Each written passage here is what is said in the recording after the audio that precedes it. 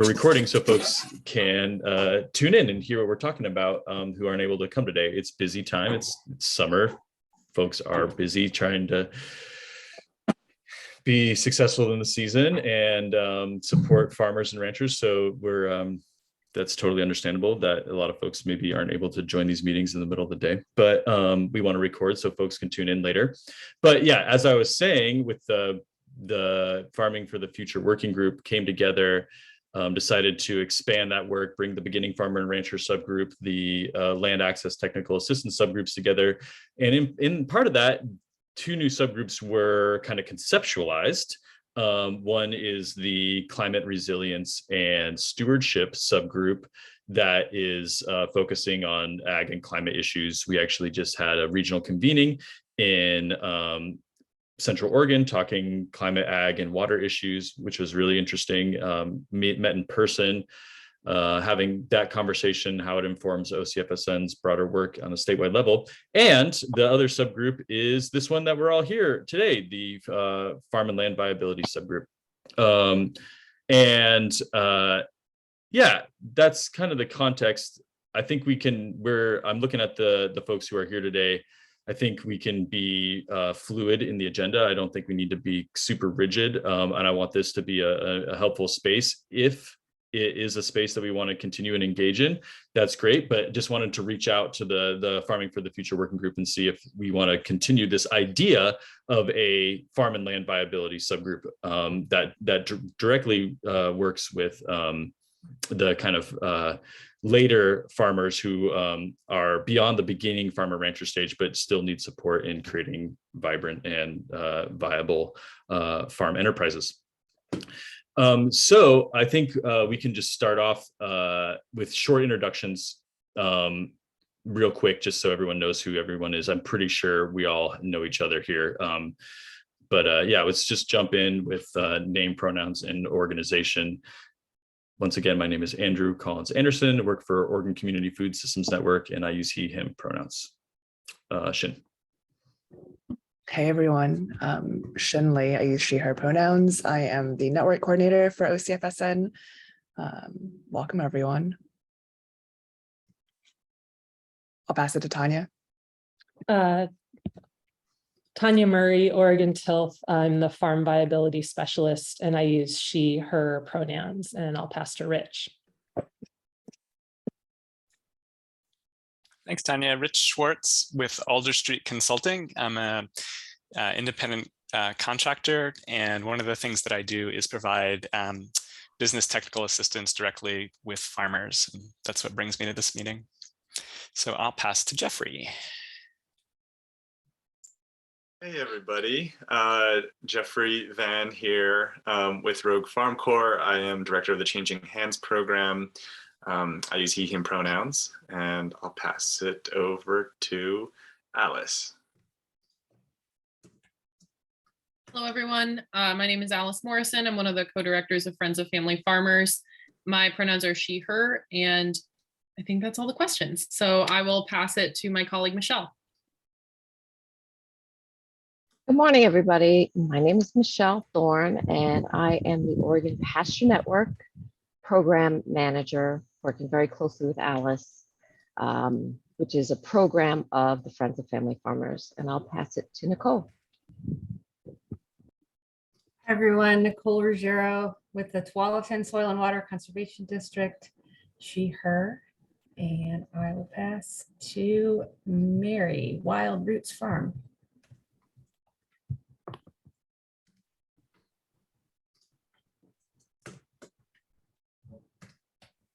Mary, if you're talking, you are on mute.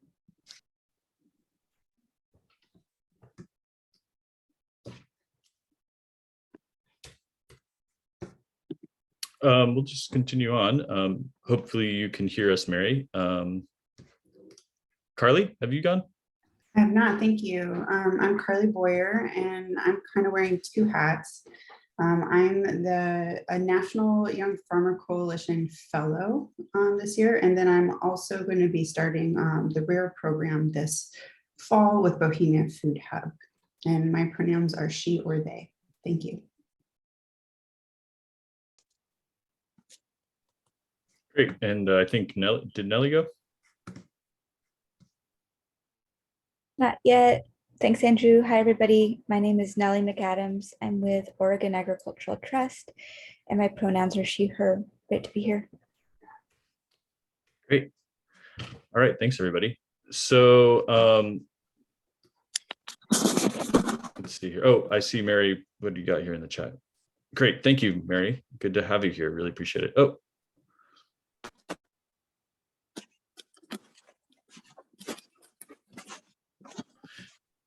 We're going to put you on mute, Mary. I don't, we're not hearing you, but yeah. Great. Okay.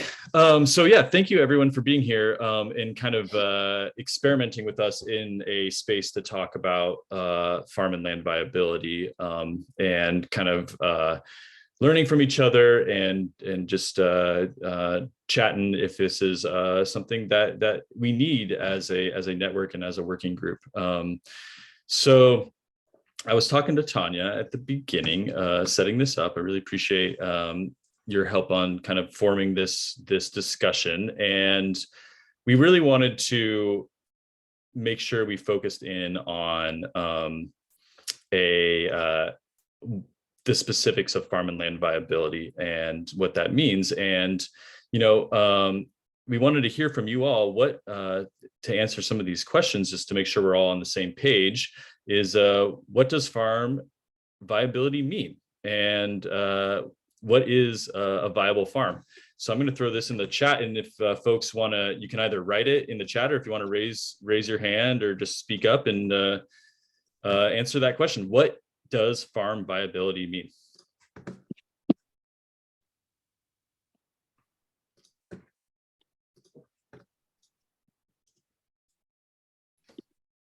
I'm happy to go first. Cool. I think that at FOF, we talk a lot about farm viability because we're a values-based farmer organization. We come together around the values of stewarding our land communities and ecosystems together for a better agricultural system in the future. And we also recognize that we are living within the bounds of a capitalist society. So if your farm is not viable, you can't hold on to that land that you're stewarding. You can't keep having the impact of what you're bringing to your community, and you can't build that future. So farm viability both means production and being able to bring a good quality product to market that you're proud of, that embodies your values, as well as having that business acumen and access to the resources and capital that you need to sustain your business and push it forward into the future, because we won't be able to build that if everyone ends up losing their farm. Yeah, thanks. That's great. Go ahead. Can I just dovetail on that? Alice is my wonderful colleague, and we do talk about it a lot because we work directly with farmers. I work directly with pasture producers across the state, and it is definitely access to land, access to capital, but it's also beyond that, you know, meaning it's finding and sustaining distribution channels, right? It's, you know, supporting policy that supports small farmers, right? It is technical skills. It is, you know, marketing acumen. There's a lot of kind of moving parts to farm viability, and it's kind of based on like your business model. And I think some of the feedback that we get from our producers directly is kind of that middle tier farmer who is already in business, who just needs either some assistance, some technical assistance, education, some kind of support to be able to continue doing what they're doing without, you know, going bankrupt.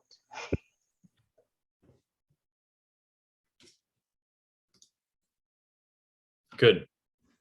Does anyone else want to throw onto that, or do we got it pretty well covered and understood?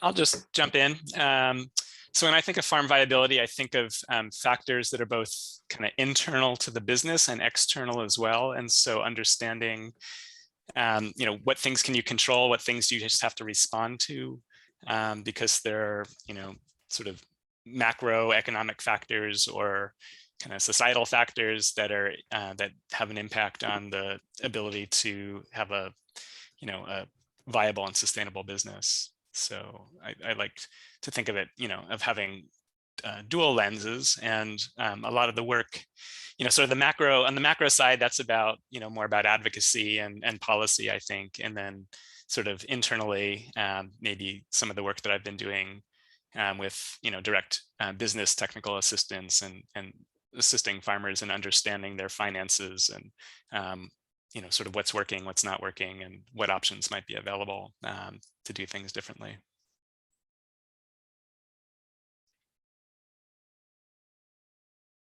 I typed in my answer, and I won't read it, but I'll just say that one of the things I think about when I think about profitability is specifically understanding profitability, but in terms of dollars per hour sense. And I only use that metric because I feel like I hear from a lot of farmers about wanting, I guess, what a lot of us want, which is kind of work-life balance, but just recognizing that like just having gross obviously isn't helpful, but also just profitability if you're, working hours that aren't really sustainable isn't viable either.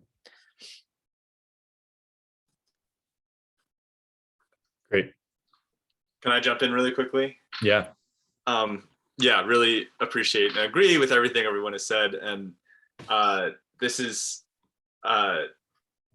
somewhat pessimistic and kind of, I've been kind of in my personal life going through a bit of an existential crisis about the value of the work that I do, because, and it's related to farm viability. I honestly, and I'd love to be proven wrong here, but I still don't know of a single a single small farm model that is viable in all the ways that we've described, that hasn't in some way received outside support, whether through an outside source of income or inherited land or inherited capital resources or grant funding. I mean, truly just as a business supporting itself and paying all of the people who are involved in the business a living wage. I don't know of such a place. And the closest thing that I've seen to it, which is really, I mean, just as a farm business is, a farm up in the Portland area, aggressively no-till. And like after 7 years of transitioning to no-till, the farmer there is able to farm, maybe you all know who I'm talking about, but the farmer there is able to now farm by herself and run a 50-person CSA and a 100-person like salad share weekly, and pay herself just over minimum wage. But it comes at the cost of her knowing that physically it's unsustainable. But truly, she does that all by herself, like no other employees, which is incredible. She doesn't have to weed. And still, like, that is like barely verging on financially viable and still not physically viable in the long term. So, yeah. I don't know where that fits into the conversation, but I was going to say, I want to dovetail onto that. I'm curious if anyone here has heard of Sylvan Aqua Farms out in Virginia. Mm-hmm. I feel like Chris talks about this a lot, with a lot of times like the conversation around smaller regenerative farming and sustainable farming is like on this like individual like small farm basis, whereas part of the reason why we're all on this call, right, is because we want to be part of a network and we understand like the importance of sharing resources and building collective capacity. And so, but I guess to your point of like, is there one individual farm that is really able to be financially viable? Should that be the lens that we're looking at it from? That's what I was going to say, Shin. And when we first started this, when I started to think of my answer, what's farm viability, what I really went to is what's ag viability. And it's not about an individual farm. It's about keeping an agricultural system in a region viable. And without, that bigger picture, no one farm is viable. So I think that's a important lens to look through too. Well, I guess what I've come back to and thinking about Jeffrey, the question you posed, and I guess that we're on, is like, yes, I think there's a need for, I think, Rich, what you were speaking to, but to like bigger system changes so that there are some of the supports or more supports for the farms that we want to see in the food system. And that work is super critical. And I think, and I'm open to this discussion, that like these are still, like if we're still accepting that these operations are still small businesses, that small business education is important, and that it will benefit these farms to have that business acumen that isn't really often what people get into farming for. And so providing some of the support in that can be helpful. So that's kind of where I've juggled with those two things, but I'm super curious to hear if other people, where other people have landed with that.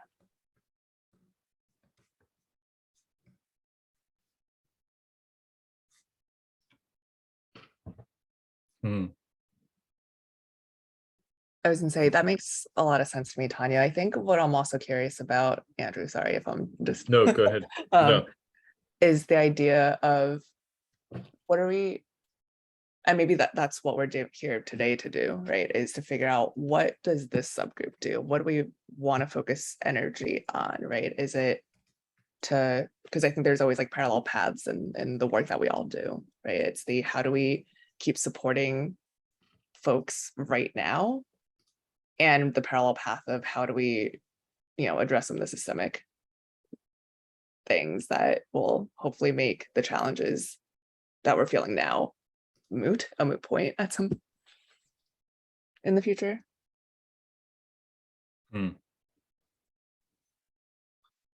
Yeah, we have thanks for that, Shin. I think that's important. And we have a couple other questions that like kind of get into this next piece is, what is farm viability work? Tanya mentioned this supporting small farms, business acumen, but what are we doing to support viable farms as a group of technical assistance providers? Yeah, and it's interesting, as my experience, talking through these different subgroups, and I'm reading the chat. I hear Mary, you talking about, shared infrastructure, talking about land access. Like, we have drawn these kind of artificial boundaries around this different work in these different subgroups, but it's all interconnected, right? So, yeah, anyone want to jump in on these questions? I was going to say something, just to kind of support what Rich said and support what Jeffrey said, being, person who loves to use game theory and economics to figure out complicated problems. I think it's always, there's always trade-offs, right? And I think sometimes when we think about farm viability and the bucolic kind of images of farms that we all want to see and we all want to participate in, it's hard to, draw a line and say, okay, well, I'm going to trade this thing off to have that, and right next to that, there's also saying in business, are you going to go a mile wide and an inch deep, which I think I see anyway, is a lot of small farms feel like they have to go really wide, but they don't go deep, right? As opposed to the other way around, an inch wide, a mile deep, which is like really niching down, really exploiting what they're good at, and kind of narrowing their product mix in a way that could be profitable with the tools that they have access to, right? Because there's trade-offs, right? There's only so much bandwidth, there's only so much money, there's only so much time. And, I'm just throwing that out there as kind of a tether to kind of our hopefulness. I'm hopeful too.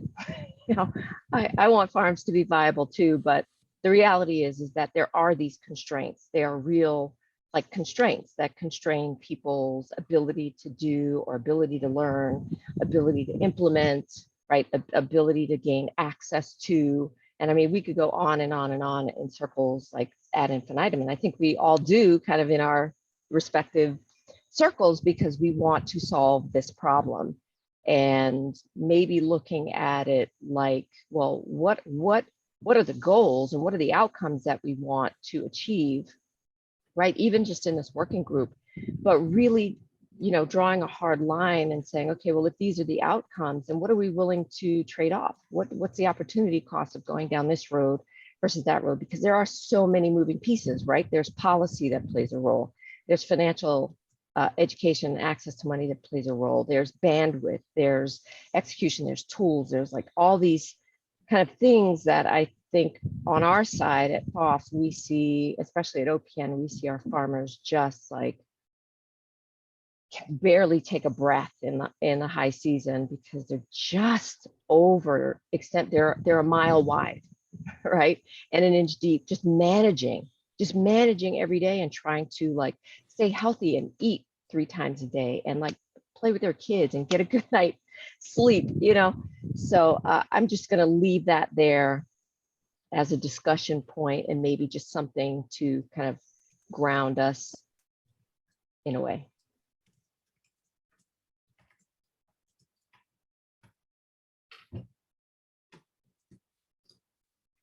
Yeah, thanks for that. That's very, very helpful. And that's, yeah, the goals and outcomes that we want to achieve in this subgroup.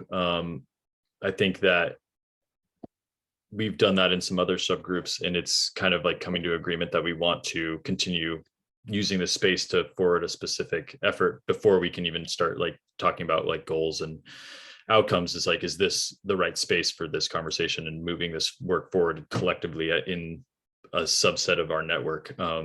But I don't think we're quite there yet, unless folks feel like we are. But I would like to kind of hear like, what are we doing currently? What's happening? What work is out there to support viable farms? And maybe you can just throw out some in the chat, even just some quick examples. I know we've got, Tanya here, you've got your Know Your Cost to Grow program. You're working with folks out at Headwaters and Pathways Incubator Farms. Yeah.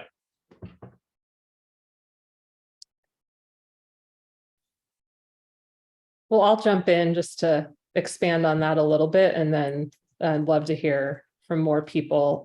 So yeah, the two programs that Andrew mentioned, I feel like most of you have probably heard of Know Your Cost to Grow at this point, and I'm going to go into more depth about it at the end of this for people that haven't. But that program is really focused on helping growers understand their costs to really get at a lot of what Michelle just mentioned in terms of product mix decisions. And I guess even before that, looking at efficiencies within their system and kind of better understanding what their costs are, which largely end up for the farms. The program is designed for mixed vegetable farms, so labor is a big cost. So that kind of ties to that constraint around time. And so that program was really designed to be a tool for growers to use to make decisions and get to that information. And then the work I've been doing at Headwaters and the Pathways program, just to be a little more specific, has really been trying to work with growers at really a kind of starting with where they're at in terms of what business management practices are they currently using, and then kind of identifying goals and trying to support them with implementing some practices. And when I say practices, I think some examples are helpful. So things like looking at sales planning as the lead for production planning and trying to make sure those things are lined up, because that is a kind of off the top place where you can take out some essentially waste. If you're growing things you're not going to sell, that doesn't work well. And then that kind of gets at some basic yield record keeping, which is really vital for any kind of business planning. But I found that a lot of growers actually don't have very often. Then I think things like, cash flow planning. So making a projection for cash flow, which can also be kind of a stress reducer if you can kind of plan that out and think that ahead.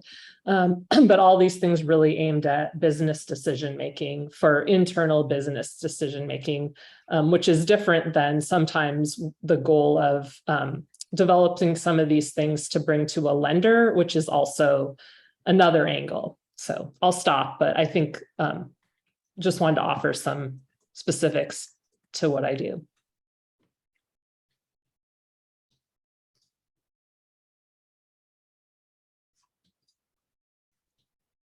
I can jump in really quickly about the Changing Hands program.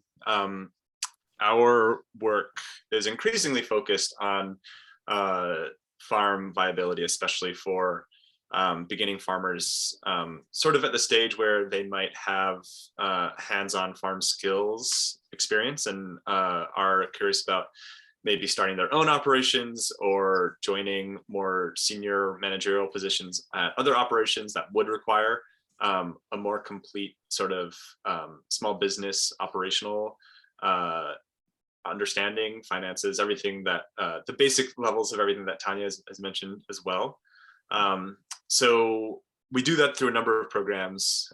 There's Farm Launch, which happens every year, October to March, working with a cohort of 10 to 15 farmers who are sort of in that stage. And within Farm Launch, kind of the focus is writing a business plan.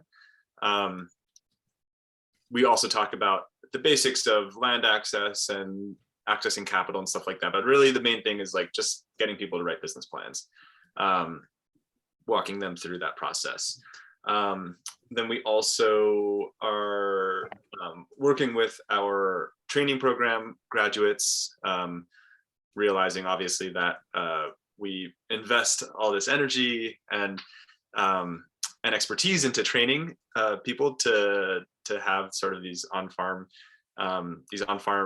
experiences and skills, and then send them off into the world. And it is different out there, especially if you want to run your own operation. So we're offering support to our program graduates, and also working with the Headwaters farmers, sort of the ones at the earlier stage, so the 1 to 3 year period, helping them kind of work on their business plans and really do whatever they need to do with whatever they need help with. So I'm honestly like just, yeah, doing all sorts of random things for these farmers, but really all like aligned around the idea of helping them like think about and build businesses that really make sense for them.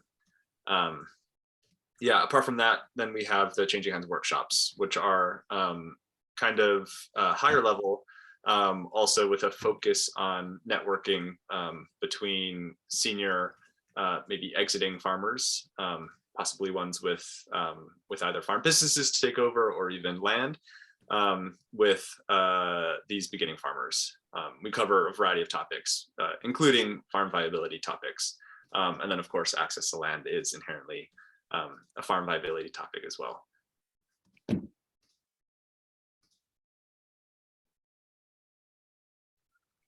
I can go. Well, coming from an SWCD, we do kind of a lot of support for farms, not specifically around the business planning, business model, marketing angle, but more around supporting farmers with natural resource management, sustainable practices on farms.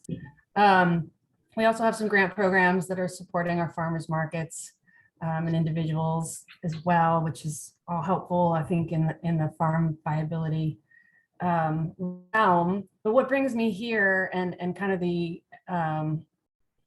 sort of what I was saying earlier, the angle I take on this from an overall like county-wide, because that's the scale I work at, ag viability approach is really about land protection.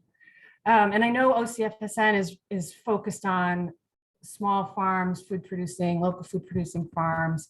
But I really believe that we need all types of farms, and especially when it comes to the ground, that if it's not protected long-term, big farm, small farm, grass seed, hazelnuts or local veggies, it's all connected. And there's a lot of opportunity, I think, for more conversations between those types of farms that we can help support.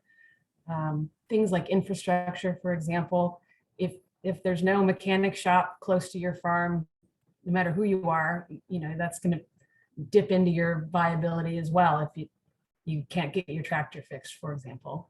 So I think there's a little bit of a divisiveness that I like to try and bridge a little, because I think that does contribute overall to ag viability. We hold conservation easements on farms for farmland protection, and that's not necessarily an appropriate tool for a small scale. It can be, but again, if we're preserving these larger farms, that's soil for farming for the future. So I think there's a connection there that could be expanded upon. Thanks for that, Nicole. And I do appreciate you being here as a Soil and Water Conservation District staff and connected there. There's not many in the Farming for the Future working group, so I appreciate your input and your thoughts there.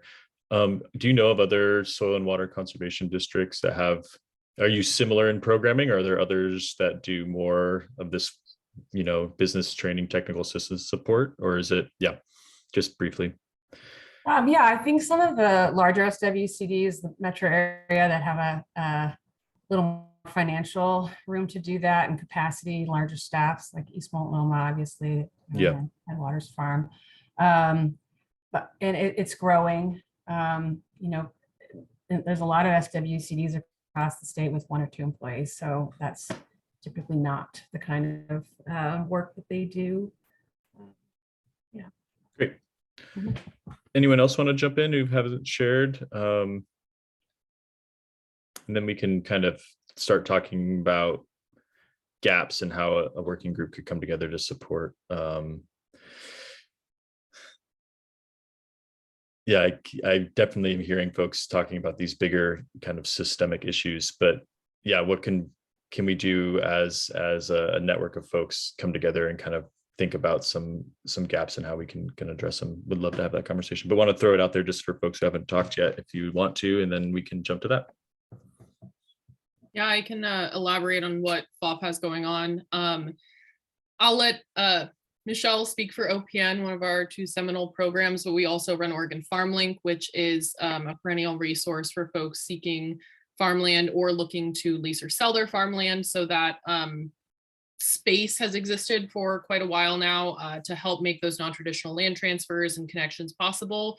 We also last year launched our Navigate program, which is specifically right now for BIPOC farmers seeking land to get one-on-one technical assistance. You have access to our navigator, Sylvia, who essentially acts as a caseworker and develops an individualized plan for folks to work through. We're focused on kind of the folks at the experience level who are kind of like, if we were going to match it up, because we work so closely with RFC, if they're coming out of the farm launch program, they have some experience, they have a business plan, they know what their farm, the farm that they're picturing looks like. We try to help them find that farm through the Navigate program. So that involves, like I said, Sylvia, developing a one-on-one plan for them, regular check-ins with steps to go through the process, as well as subsidized help for legal services like lease writing and helping folks negotiate purchase agreements. And then we also accompany folks on due diligence visits to help suss out whether or not that land is actually appropriate for the farm that they want to create. Right now, that program is about a year old. Sylvia's total caseload is only 18 right now. We have applied for funding with RFC and OAT. Hi, everybody on this call who's part of that, a gigantic USDA application. We'll find out later this year if that program will be expanding to more populations and geographies, specific populations, and or culturally specific populations. We're in the process of trying to grow that because it has been really successful and we're really happy with how the model is growing. Still learning every day. That's a very individualized work, obviously. And then FOF generally, before Michelle can talk about the classes at OPN, we're on the agenda. We have a short presentation prepared where we can go into more detail. But in general,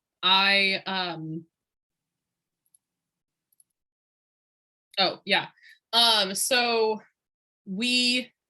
Shin, the question that you just sent to me, the CAF grant, I have an update on that later. We have not heard anything, but I wanted to share with the folks in this room, what that is, where it's going, because we have heard for years and years that there is this kind of gap between the amount of technical assistance that it's possible for, agency and government funded institutions to provide for folks seeking funding, and where our farmers are at in the process. And so that we have submitted a proposal for what we're calling the CAF program, which I'll talk about a little bit later, to fill that gap with some technical assistance for folks who are more entrenched on the ground in these nonprofit food systems spaces, where they're getting these questions and don't know how to answer them, and try to fill that gap. So that's specifically for capital access. We're also looking into systems change solutions on a legislative scale. I will be talking about that in our presentation as well. We're moving forward with some things. In 2019, I think we put forward like 4 or 5 bills on land and capital access. And in 2019, that was the first walkout. So all of those pretty much died when the Republicans went to Idaho and everything halted. So we are looking at how to bring forward some more legislative solutions that would put more resources into the type of agriculture that the farmers that we represent enact, instead of like someone in the chat earlier said that the conventional agricultural system has been subsidized for so long that we forget that that's a huge part of why those farms are viewed as viable and ours are not. And so getting some of that assistance to be distributed toward the farms that we work with as well in different ways is a focus of our policy work. And yeah, I think those are the most codified ways that we approach it. We also just answer a lot of general questions through our info account. We get probably 10 inquiries a day about just like, hey, how do I do this? What do I do? And so my colleague Brittany runs that email account, fields a lot of questions. We just hand out resources as best as we can. So informally.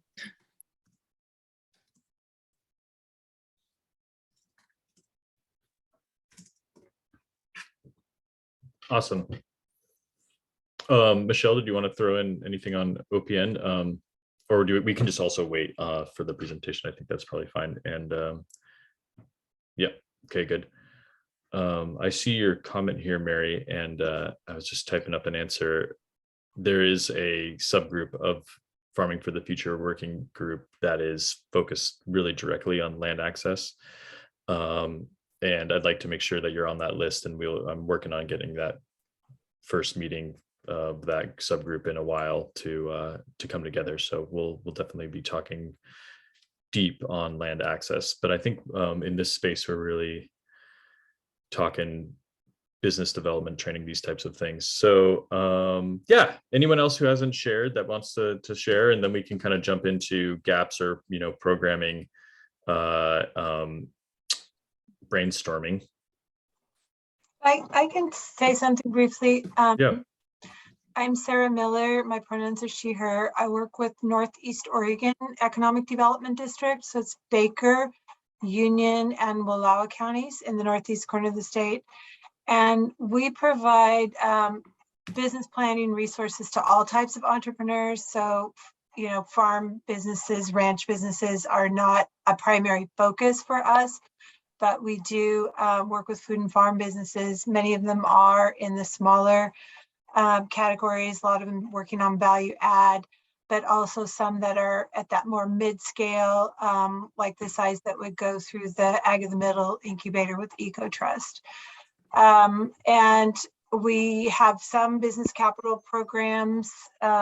We provide gap financing so that we do have we can provide access to some loans. We also do individual development accounts, which are match savings. Those are not a lot of capital, but those are used by farm businesses in our region.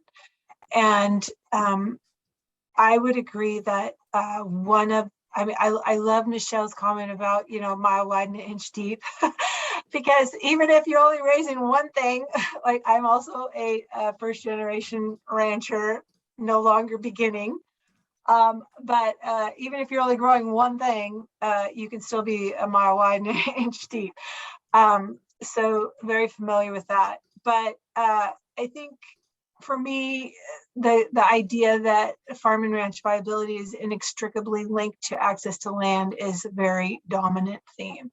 I think that is one of the big challenges for people who are raising a product that they can make money on and support themselves, is lack of land tenure and the precariousness of their control over their land base.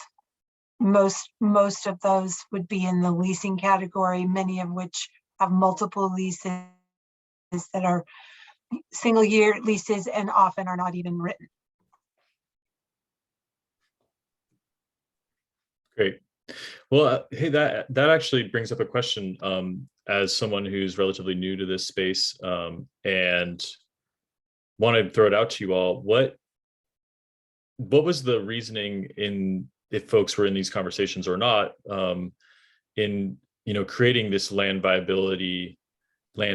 and land viability subgroup? And I hear land access being brought up, and I totally understand and agree. It's like super deeply connected to this conversation and structurally important. And not thinking as a facilitator of these different spaces, wanting to make this the most use of everyone's time, trying to understand, is this an artificial boundary that needs to be broken down and bring this conversation into the land in access and viability work? Yeah, I want to throw that out to y'all.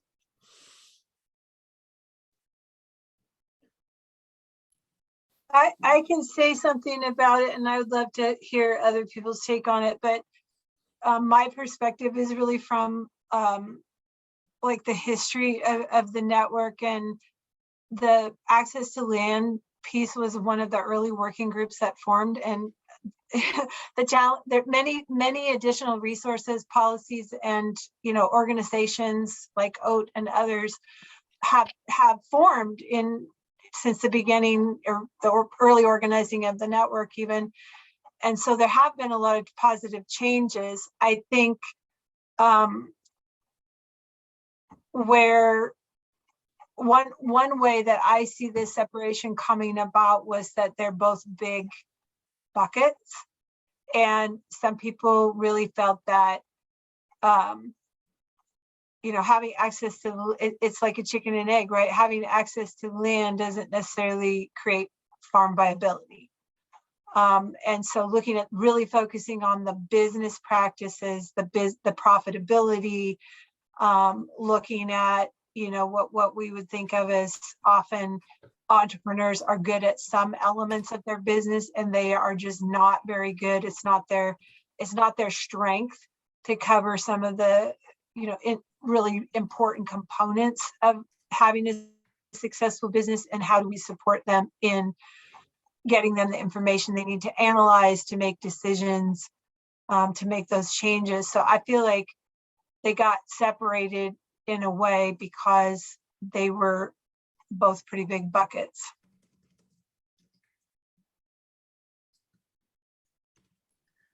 Yeah, I would agree with Sarah in saying that, that financial acumen and business literacy is super important, because we do have a lot of really, really passionate folks who are really great at growing food and are really great at contributing to their communities, but we need to round out that skill set and help support them in those ways.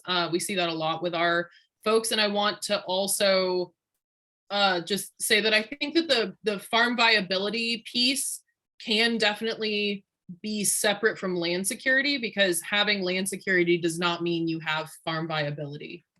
And so that's an interesting piece of it. And it's also something that, like, I know that we sometimes because FOF is also very present in the land access and technical assistance group.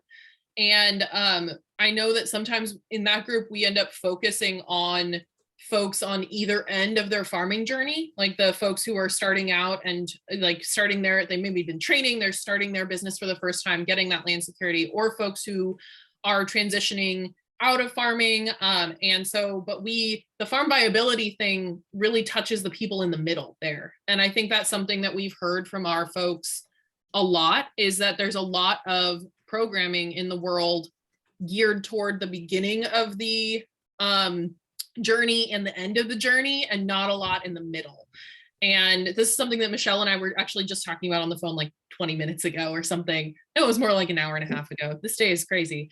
But I think that there's a lot of folks in the middle who are like, okay, I've built my brand. I know kind of who I am, and now I need to focus in on what I'm good at. I need to make my business more sustainable from that human component. Like, wow, I've been running and running and running, trying to get where I need to be. And now I feel like I have a little bit of stability, but I need to tackle these other aspects of my life. Like I need to have more time for my mental health, for my family, or I'm starting a family. And there's these people who have been in one tier of farming and they're like, man, I really want to take it to the next level. And I want to add a farm store, add a processing facility, or add some other thing to my business model. And we're hearing that maybe there are some resources out there, but they're not easy to find, and our farmers are having trouble accessing them. So I feel like that middle ground is where farm viability really comes in as well.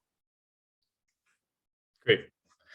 I think that makes sense. It's what I've heard from several of you in conversations outside of this space. So I think we'll keep this conversation on farm viability. And yeah, I want to hear another question to kind of prompt this is, like some of the programming or some of the work that you're doing that energizes you, maybe thinking in that lens of like where the excitement is, where are you seeing, gains and supporting these kind of middle-aged farms? How can that be expanded?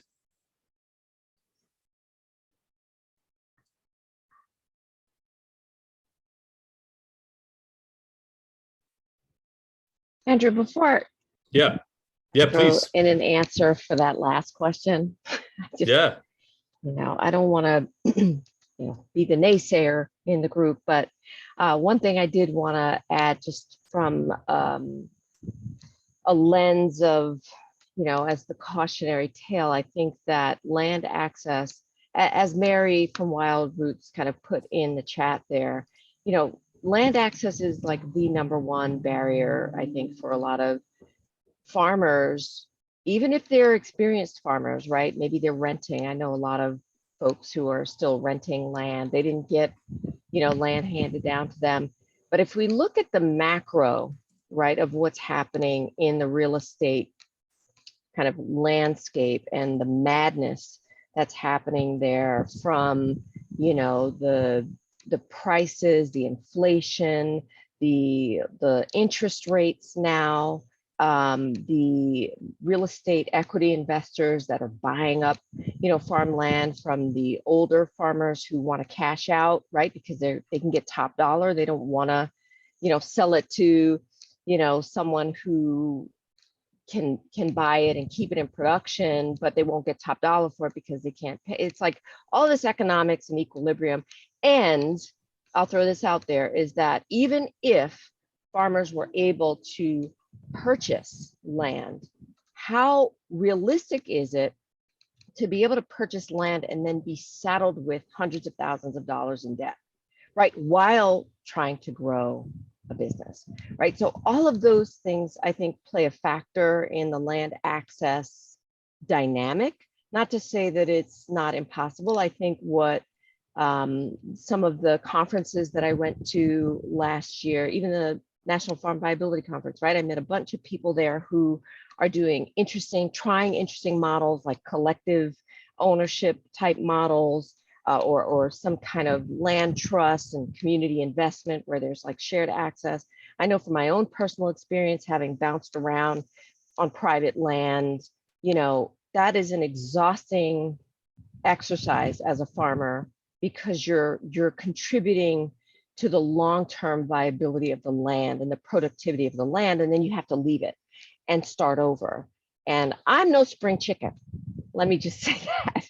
And so there's only so many times you can do that before you hit a wall and you don't want to go into debt, or you don't have the partners, or you don't have an investor, or blah, blah, blah, you don't have access, right? So, I'm just kind of making the point about land access, that it's a wonderful idea to think about how we could accomplish that, or how we could lower that barrier to entry in farming. But it is kind of contingent on what's happening in the bigger market, right? What's happening with real estate? Why are billionaires buying up all the farmland in the country and in the world? To what end? Where do we get the entrance into that landscape, right? It's a conundrum. It is a pickle. And I throw this around in my head all the time because I'm one of those people who has no access to land, right? So I'll just leave it there.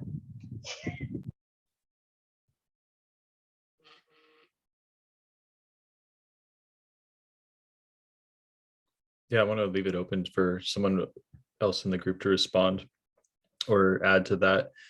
I'm by no means trying to diminish the idea of and the issues around land access. I'm very cognizant and want to work on that specifically. And I think there is a space where we can go deep into land access. In my previous work, I've done mapping on land access and timber and seeing these huge investment companies getting a lot of control and power over land in Oregon specifically. It's a major issue. And I think there are really creative ways to get deep into land access. I'm just, as the facilitator of this group, not sure if we have the time or the space to really get there today in this. And I want to make sure that we're utilizing everyone's time as best as possible. And Mary, I'll definitely follow up with you on land access stuff and making sure you're on that list so we can really get into it.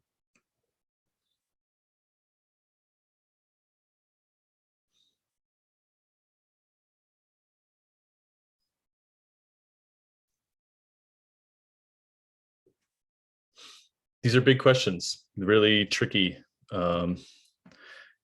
Yeah. There's also like this, as us as technical service providers, like we could go, deep. How do I want to phrase this? Thinking about incremental steps to help improve people's lives and farmers, daily lives today. Work that y'all are doing with this, business planning and trying to create understanding, using the numbers, using the economics, trying to help folks create a more sustainable business, and then going deep into like the structural issues of why we're dealing with these problems in the first place. Yeah, anyways. I guess what I was like maybe trying to say earlier, and I think other people may agree, but is that I think it's like in a larger sense, it's a both and choice. And so I think the question is, if we're going to take time to try to do work collaboratively, like where can we have, like, where is there momentum and interest and energy? And it sounds like there's some serious interest in the land access part, which is part of this group's name, I think. I'm getting confused now. But I also personally kind of, in like a little bit of what Michelle said from the farmer's perspective, feel like I've had to look at where I have the most strengths and skills and developed expertise. And so though I think the land access part is super important, I'm not going to focus there just because it isn't what I have expertise in. And so I'm really glad that there's people that have that and are doing that. And I think it would be, and I want to stay informed enough about that so that I can make sure to like keep, getting farmers connected in the right places. On the farm viability front, I think there, still could be more opportunity to be aligning our programming. I have some specific ideas about that I need to follow up with people individually on. And then, just making sure that, we are at the very least up on what each other are doing enough to like be able to plug people in. So that we're seeing that kind of web of support in the farm viability space. And then, there's the gap piece as well. Anyway, that's my little quick reflection on what I'm hearing. And I think, I'm glad that there's interest and work on both fronts and all the big questions too. but I have constraints. So trying to like see where I can actually work within my own constraints. Yeah, I think that's helpful. Thank you for that. I'm going to share my screen real quick, and just so everyone, probably should have done this at the top, can see how currently our working group is structured. And this is by no means the end all be all, but you can see we've got my thing's like right in the way.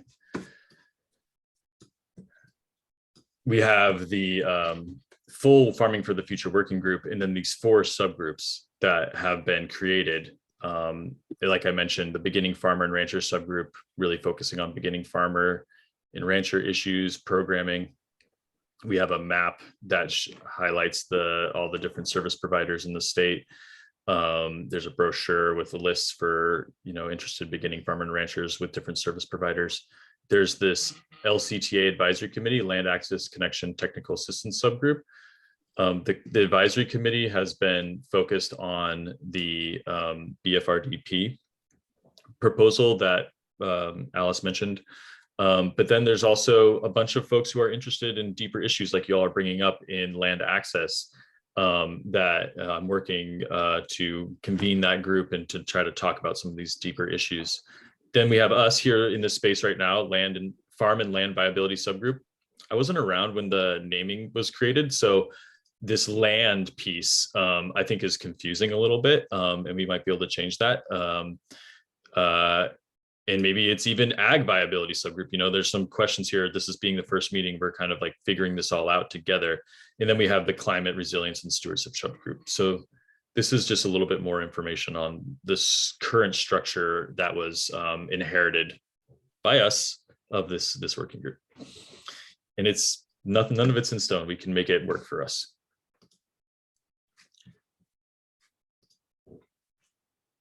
Great.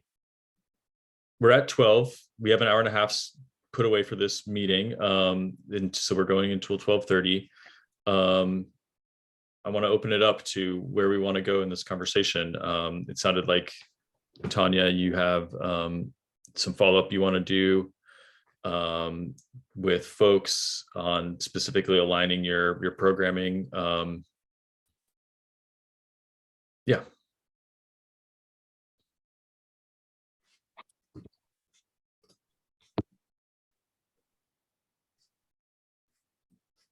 Otherwise, we can just jump kind of right into some more specifics, but with these presentations, yeah. Well, I'm going to give an example. I feel like I'm talking too much, so no, not at all. Please. Just of a way that I was thinking about connecting in case it's useful for anyone else. But I know, Rich, you're giving a presentation at Small Farm School about the value-added producer grant work that you've done, and I just feel like that work of helping farmers who are in that space apply for those grants and support them is really valuable. And so if there's ways that, like Tilth, I don't know when Tilth will be in the position to be able to support you in doing that work. And there's a matching requirement. So those are, there's layers to that grant, but like, I'm thinking about like, are there ways to be able to support growers to access those grants, and knowing that like Rich has been doing some of that work. And so that's like one place of intersection that I think about. And then I think with the Changing Hands program, and specifically the work I knew that Jeffrey, that you were doing that work at Headwaters, but we haven't had a chance to like just connect. And so I think there's some opportunity there just to see if like ultimately there's sort of a continuum of what we're doing with folks and offering, and just being like having the consistent thread of communication between us.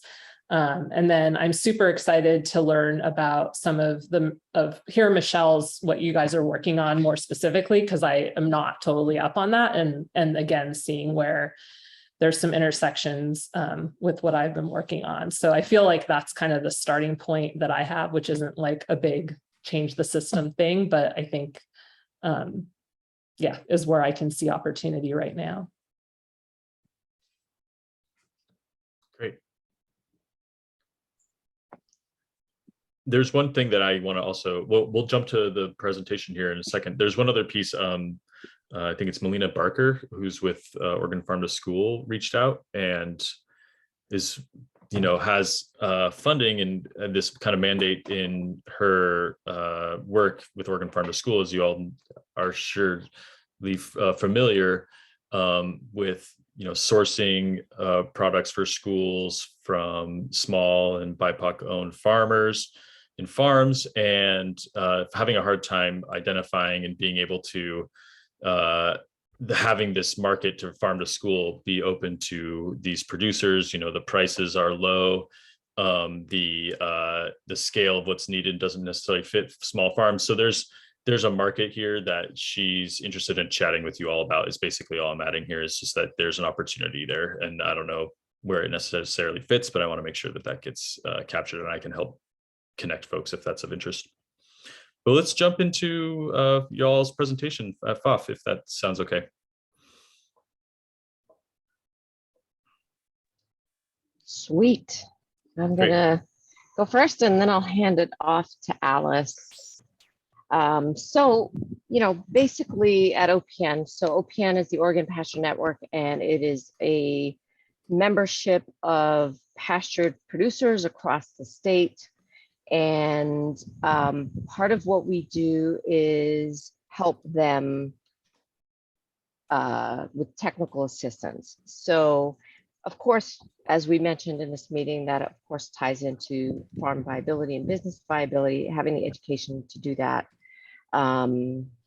So we do offer classes twice a year, in the spring and in the fall, and those classes are open to the general public, but they're also open to our direct membership of producers at a discount and or for free. And we partner with a lot of industry professionals, whether they are through our partnerships with OSU, like with meat scientist Nate Parker or Dr. Shayan Gajar teaching about pasture plants and nutrition, or Dr. Estel talking about animal related issues. And this year, this fall, we actually will be doing some classes and workshops on some of these other issues that we've kind of loosely touched on in this meeting, specifically around business viability, spreadsheets, people who in our network who are running successful, viable businesses, farm businesses, will be teaching some of these classes. And we also do a lot of peer-to-peer education opportunities. So things like pasture walks. We've done a lot of pasture walks previous, like before COVID, but we just did one already this spring. We're going to do another one in the fall. And those are great peer-to-peer learning opportunities for on-farm kind of education opportunity to learn from other farmers and what's working for those farmers. We also have kind of in the wings working directly with farmers, that middle tier of farmers, on a mentorship pilot program. We don't have the funding for that at the moment, but we are hoping to acquire that funding because I think that would be, that's a piece that we see where there is a gap. A lot of our farmers, they are either working in a silo or they're just, trying to manage everything that they're doing, and having a mentorship program or a group kind of like this, what we're doing, but specifically for farmers and pasture producers, is very exciting to us. And these would be specifically targeting like established businesses to help them optimize what they're already doing. And then, general technical assistance from industry folks. We have a partnership with the Good Meat Breakdown, which is helping farmers produce marketing materials, educating customers about, the benefits of pastured meat and whole shares and how to cook, different cuts from animals. So kind of filling that gap as well. So those are the things that we're up to over here. Yeah, hopefully I didn't miss anything. I know we're going to be talking with some folks this week about that other tier of farmers that are transitioning, right? Like the succession planning. So, you know, we get direct feedback from our producers about what they need and what they want, and we listen and we try to put that programming together for them every year in the spring and the fall. So Alice, take it away. Right. Thanks, Michelle. So yeah, look out for our class calendars from OPN. Those are going to be concentrated later in the fall, so we'll probably have those out in the next couple months. But I wanted to touch briefly on the proposal that was mentioned, the other USDA proposal that FOF was a part of this spring. Do I have the ability to share my screen? I think so. Okay, cool. I have some very brief and very basic slides. I apologize to Michelle in particular. These slides are very ugly. All right. Can everybody see that okay? Well, it's loading, but all right. So we have conceived of this project, the Capital Access for Local Farmers, or CAF program. And this, we've applied for a planning grant from USDA, so a 3-year pilot project to launch this new initiative. And let's tell you what's going on. So the origin from problems reported in our programs through our biennial surveys and focus groups, and all of the things we were just talking about in this working group, that small farmers are not accessing state and federal government funding that they are qualified for. And small farmers need more technical assistance than they're getting in the current environment. Government offices don't have the capacity to help everyone. And a lot of the farmers that we are working with are intimidated by or feel like those offices are inaccessible to them for many reasons. And the flip side of that is that food system nonprofit staff, like myself and the partners we'll talk about in this proposed project, don't feel like they have enough information to be helpful to these farmers. And there's a lot of fear about pointing people in the wrong direction, or making promises that they can't keep, because obviously we're not the ones who get to decide whether or not someone's eligible or whether or not someone gets funding. So I think I've talked to a lot of professional nonprofit food system professional folks who have shied away from talking about these programs in detail because they don't want to be wrong and don't want to get someone's hopes up for a program that they don't fully feel like they understand. So this initiative is our first step, and we're hoping to build the technical assistance capacity at food systems nonprofits to help advise and direct the farmers that we work with about these government programs. And I'll talk about which agencies we're focusing on. And we want to build stronger relationships between the food system nonprofits on the ground and these government entities, because during the program development process for this for this proposal, and through our work in general, we've found that a lot of folks at agencies don't feel like they understand fully what the regional and statewide or culturally specific farmer technical assistance nonprofits are doing, who we serve, or have a good understanding of when they can come to us for specific, outreach, or to, get the word out about their program. So we want to build those relationships and have it be more of a two-way street, so we both understand who's doing what. All right, so the pilot project, we applied for an LFPP grant in May for a 3-year planning project. This project has not yet been funded, so we will know in October if we are going to proceed as I'll describe it in this presentation. I just want to preface that because it's a little up in the air.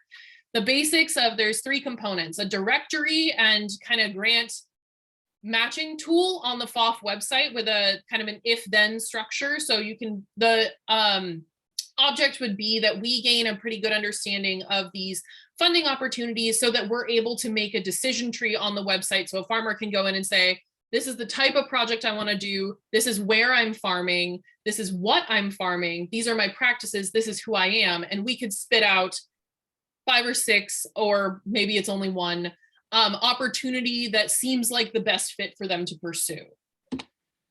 community of practice, which is that train the trainer aspect that I mentioned before, and small farm specific materials. So a staff member at FOF who's participating in the program would also be responsible for creating some like publicly digestible small farm specific kind of translated materials to a small farm context about these opportunities.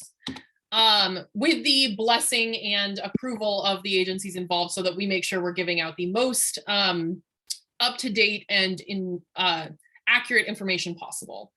So these are the partners who are involved in this planning grant. So NRCS signed on as a supporting partner. Soil and Water Conservation Districts broadly spearheading is Megan Montgomery from the Jackson Soil and Water Conservation District.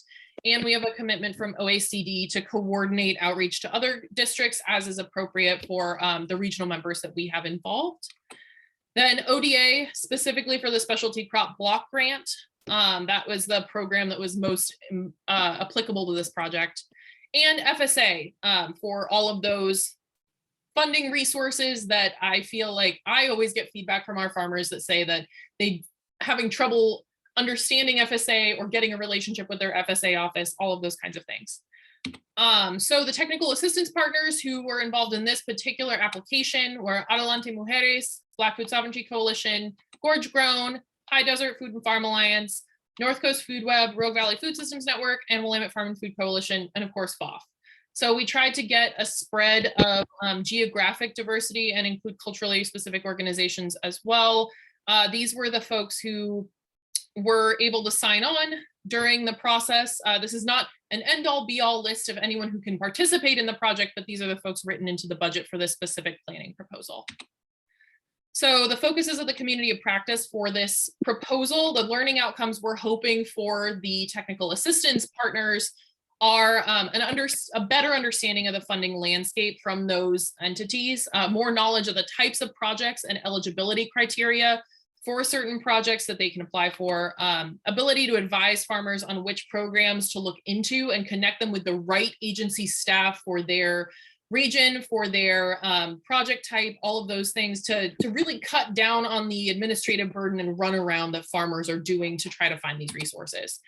I do want to point out at this stage, we'll not be focusing on direct application assistance. That's hopefully going to be coming in the next phase. We're just trying to raise the bar of the knowledge across the board in this phase of the project.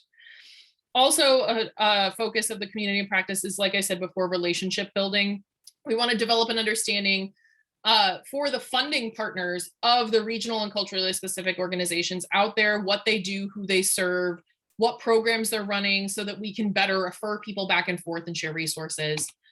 And we also want to develop relationships with the agency staff at the funding partners too, that are most appropriate for the work that the TAPs, the technical assistance partners, are doing, so that folks can really know. I find myself in my work sometimes not understanding the bureaucracy and pointing someone to the wrong person who then just because I have a relationship with that person, and then they point them to another person who points them to another person. And we want to make sure that in this community of practice, we're cutting through that bureaucracy and helping folks understand who the best person to ask the question to is, to get farmers more assistance and demystify the process. Hopefully in the future, this will also be a two-way path for feedback. I've heard from a lot of the funding partners in the process of putting this proposal together that they weren't getting any of the feedback that I had for the onus of this project. Like, I was coming to them and saying, hey, our farmers are having this problem and this problem and this problem, and we're trying to build this better understanding and community of practice to solve it on these, on the basis of these smaller, more regional nonprofits who are getting the questions that they're not asking you. And some of the partners that I talked to were shocked. They had never heard that feedback before. So we want to make that pathway really clear to hopefully improve the process in the future in an incremental kind of way. Can other orgs still get involved? Yes, of course. If the project is funded, the quarterly meetings with the TAPs and the funding partners will be open to all.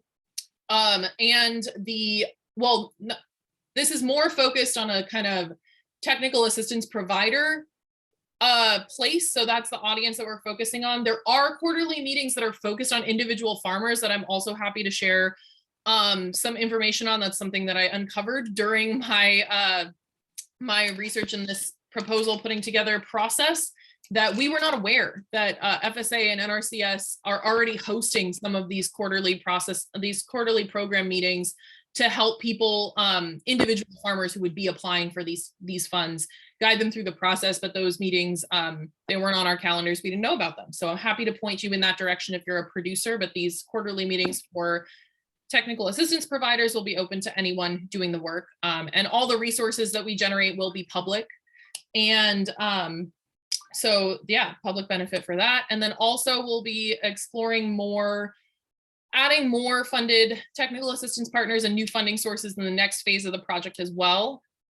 There are some responsibilities that go along with being a technical assistance partner in terms of reporting and some feedback loops that we're trying to, do for program evaluation. So that's part of the funding there.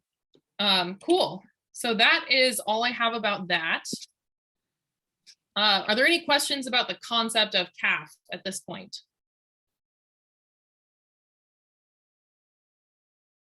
I feel like I talked really fast. I apologize. No, that's great. There's a one pager I can send as well. That was really helpful. We just want to do a time check too. We have 10 minutes left. Gotcha. And Tanya's not going to be presenting on Know Your Cost to Grow. I think we'll have to save that for another meeting. Yeah. So there's time to chat about that CAF if there's questions. Well, I'm super excited. I've definitely been hearing from folks just their challenges with accessing programs. And I went to one of the, oh gosh, what was it called? In the Know meetings recently and tried to take notes and definitely felt even in my seat overwhelmed. And so it just seems like having something, especially just more digestible and yeah, having that kind of that support with our understanding as service providers, I think would be really helpful because it felt like a big thing to take on for I was like, gosh, I have to go out and really learn all these programs. So I would definitely like to tap into the network. And hopefully cost share is going to be one of them because that one I know is one organic cost share that people are not always up on. Yeah.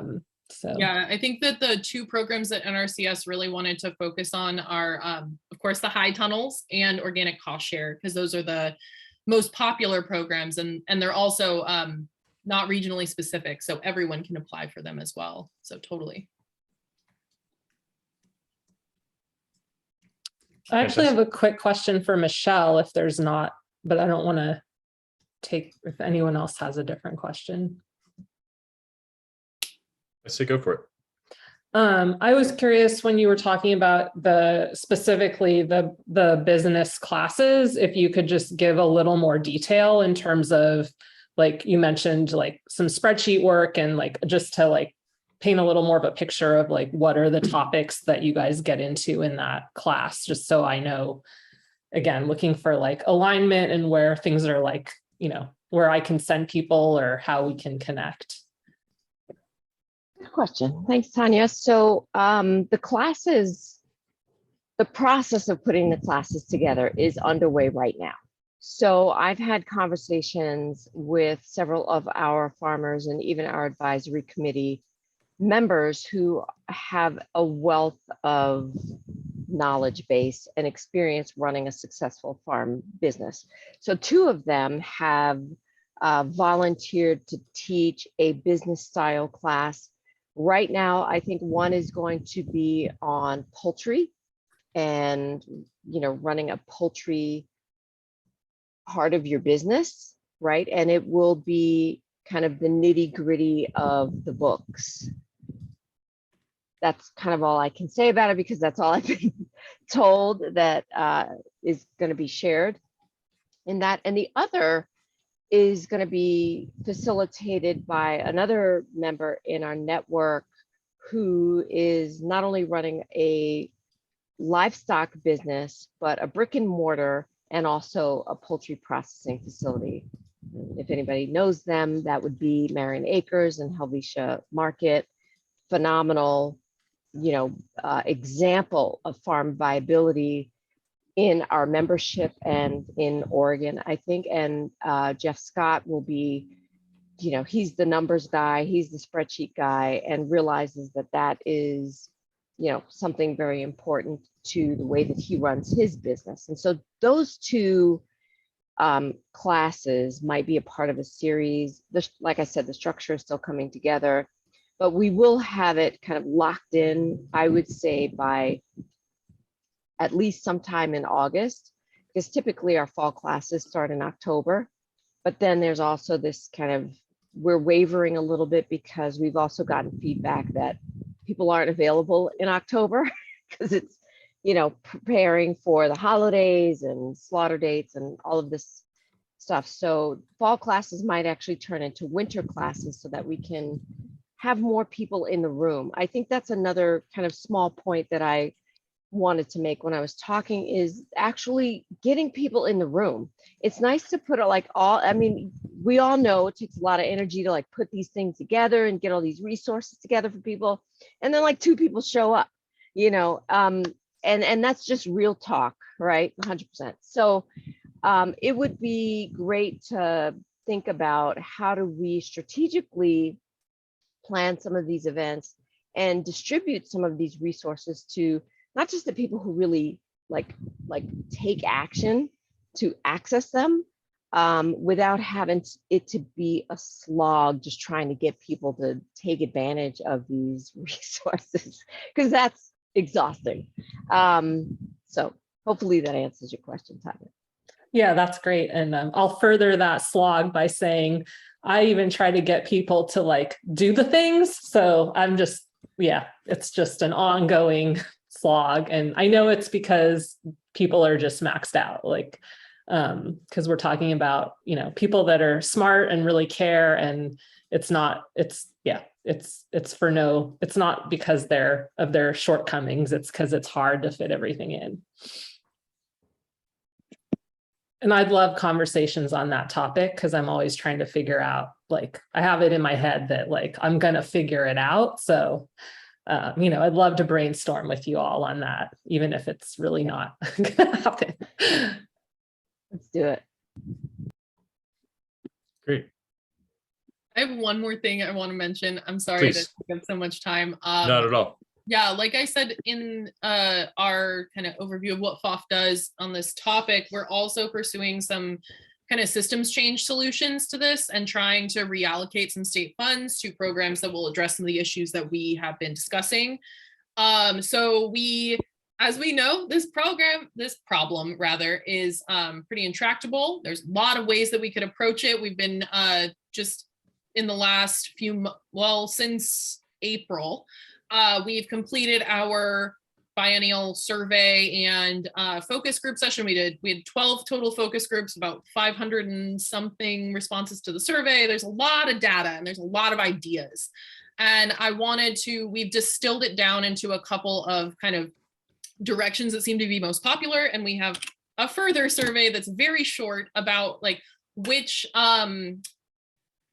policy solutions or aspects of capital access would be most helpful for your populations of farmers for us to address. So like I said, in 2019, we proposed 4 or 5 different bills, and we're trying to narrow that into a really effective proposal and something that's politically possible. So that's kind of up to our lobbyists, but we'll figure that out later. And there's going to be a white paper coming out next month.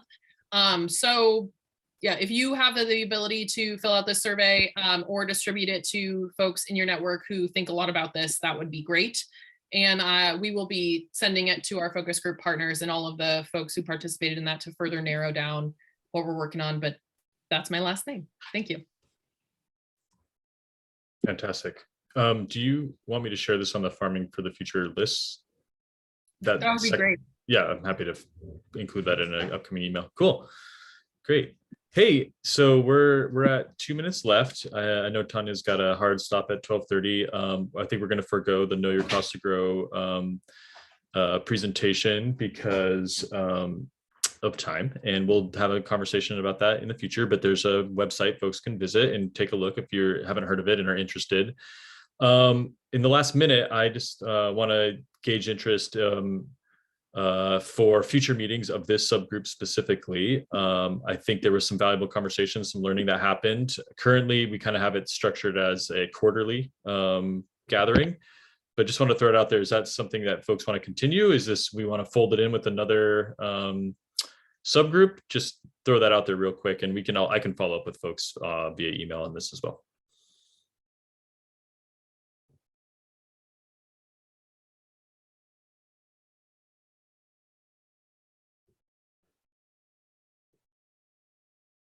Cool. Thanks, Michelle. Great. Thanks, Rich. Good. Okay. Hey, thanks everyone. Have a great rest of your day. Stay cool. Keep up the awesome work. We're here at OCFSN to support and connect you all. So reach out if you need us, and keep it going. Really, really appreciate it.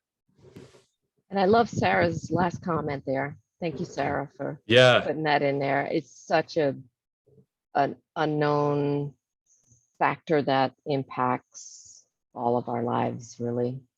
It's something very important to me, and that is something that a lot of people don't really think about. There are a lot of foreign owners of our farmland right now, and the transition is underway. It's definitely a threat to our food security. You know, if you pay attention to what's happening on the national and global stage with, you know, all of our politicians attending these conferences, they talk about it, but it's a problem. Great. We'll be diving deep into that in the land access work. So yeah, thanks everybody. Really appreciate it. Take care. Yeah. Thank you.